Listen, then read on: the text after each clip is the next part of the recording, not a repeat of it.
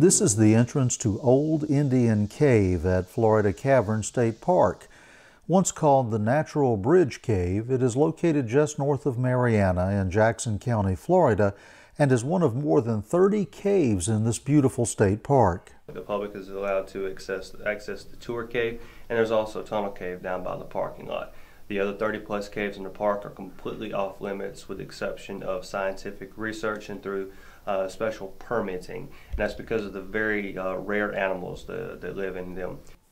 Once visited by thousands of people, Old Indian Cave was closed to the public in the early 1970s to protect an endangered species of bat. Before that time, however, it was a popular local destination.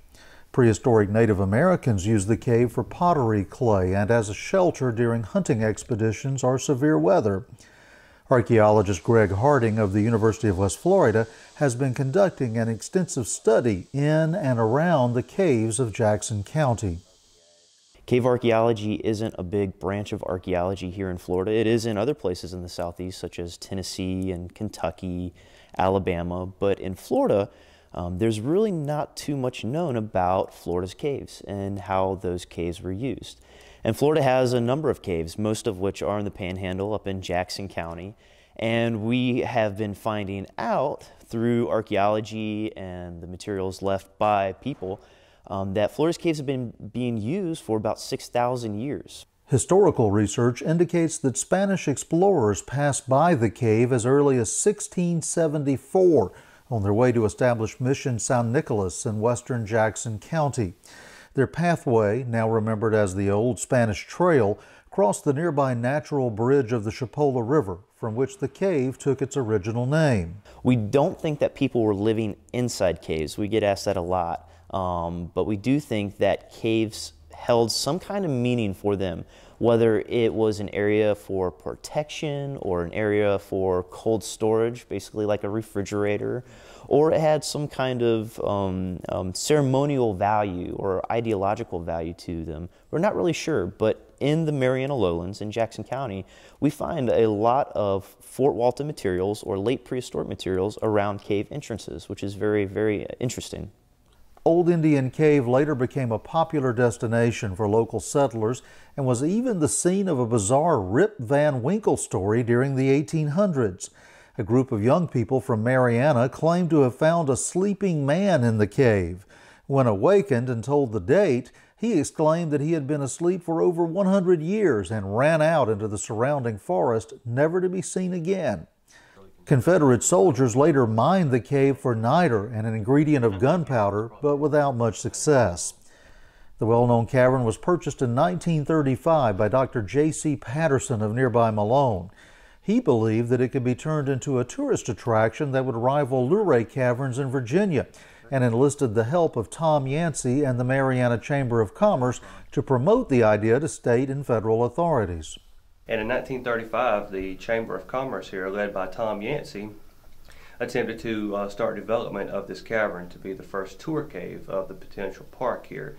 Shortly after development was considered, a nearby cave was discovered that serves as our tour cave now. Although the newly discovered cave became the main tour cave of the park, visitors continued to crawl around in Old Indian Cave for several more decades. Their presence in the cave is evidenced today by the graffiti that they scrawled on its walls.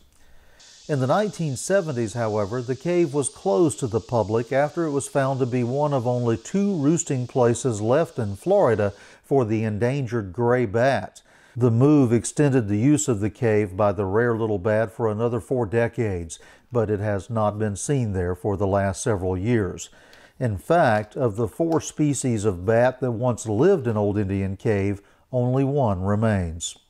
As many as 13,000 southeastern bats have been seen leaving this cave during the fall after spending their summer in its perpetual darkness. They communicate with each other by using high-pitched sounds that can be distinctly heard in rooms adjacent to their roosting area. Yes, in the next room you can actually hear a very, very high-pitched communication among the bats. They'll sound a little bit like crickets in a large number like that, but they also have a very, very high-pitched tone that's not audible to many people. Most of the frequencies are completely inaudible to people, but they just are getting inside of the range here where we can pick up the very high-pitched tone they're making to communicate amongst themselves. Old Indian Cave, like all but 2 of the more than 30 caves at Florida Caverns State Park, remains closed to the public. Employees at the park guard these caves zealously because of the great love they have for their unique geology and ecology. Perhaps someday the little gray bat will defeat the odds and come back from its road to extinction. Until then, staff at the park will work with state biologists and other scientists to maintain the cave as a place for the species that still live within its depths.